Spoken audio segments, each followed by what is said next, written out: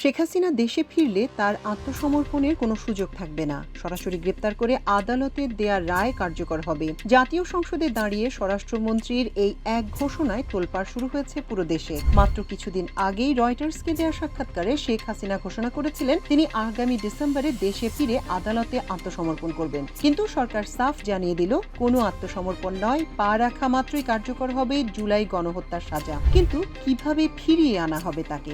ভারত কি সত্যি শেখ হাসিনাকে বাংলাদেশের হাতে তুলে দেবে? আর ডিসেম্বরে দেশে ফিরলে ঠিক কি ঘটতে যাচ্ছে? ঘটনার সূত্রপাত হয় শেখ হাসিনার সাম্প্রতিক এক সাক্ষাৎকারকে কেন্দ্র করে। ভারতে অবস্থানরত সাবেক প্রধানমন্ত্রী শেখ হাসিনা আন্তর্জাতিক গণমাধ্যম রয়টার্সকে জানান তিনি আগামী ডিসেম্বরের দিকে বাংলাদেশে ফেরার প্রস্তুতি নিচ্ছেন। শুধু তাই নয়, তিনি দাবি করেন তিনি পালিয়ে যাননি, বরং আওয়ামী লীগের জ্যেষ্ঠ নেতাদের সঙ্গে নিয়ে আইনি পথে আদালতে আত্মসমর্পণ করবেন তিনি। শেখ হাসিনার এই মন্তব্যের পর রাজনৈতিক অঙ্গনে নানা জল্পনা কল্পনা শুরু হয়। আওয়ামী লীগের নেতাকর্মীরা যখন এই ঘোষণায় নতুন করে উজ্জীবিত হওয়ার চেষ্টা করছিল, ঠিক তখনই সরকারের পক্ষ থেকে এলো চূড়ান্ত এক ধাক্কা।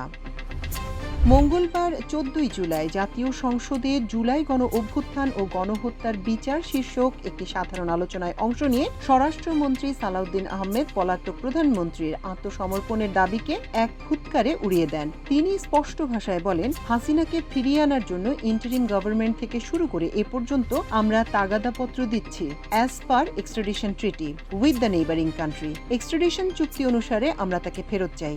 আইনমন্ত্রী বলেছেন, শেখ হাসিনা আসলে তাকে অ্যারেস্ট করা হবে। তিনি অলরেডি কনভিক্টেড, সুতরাং তার আত্মসমর্পণের সুযোগ নেই। তিনি এলেই তাকে গ্রেপ্তার করা হবে, রায় কার্যকর করা হবে। যদি আপিলের কোনো সুযোগ থাকে সেটা অন্য কথা, আইন আদালত বলবে।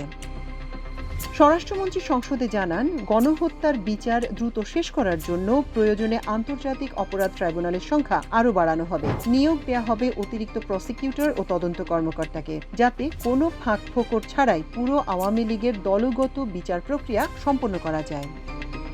স্বরাষ্ট্রমন্ত্রীর এই বক্তব্যের পর দেশের রাজনৈতিক অঙ্গনে নতুন মেরুকরণ তৈরি হয়েছে। বিশ্লেষকরা মনে করছেন, শেখ হাসিনার ডিসেম্বরে ফেরার ঘোষণা আসলে একটি মনস্তাত্ত্বিক চাল ছিল, যার উদ্দেশ্য ছিল ভাঙনধারা আওয়ামী লীগকে চাঙ্গা করা। কিন্তু সরকারের এই অনমনীয় অবস্থান এবং দেখামাত্রই গ্রেপ্তার ও রায় কার্যকরের ঘোষণা প্রমাণ করে যে সরকার জুলাই বিপ্লবের শহীদদের রক্তের বিচার নিয়ে কোনো ধরনের আপোষ করতে রাজি নয়। দর্শক, স্বরাষ্ট্রমন্ত্রীর এই কড়া হুঁশিয়ারির পর আপনার কি মনে হয়? শেখ হাসিনা কি সত্যি আগামী ডিসেম্বরে দেশে ফেরার সাহস দেখাবেন, নাকি ভারত সরকার তাকে বাংলাদেশের হাতে তুলে দেবে? আপনার মূল্যবান মতামত নিচে কমেন্ট করে অবশ্যই জানাবেন।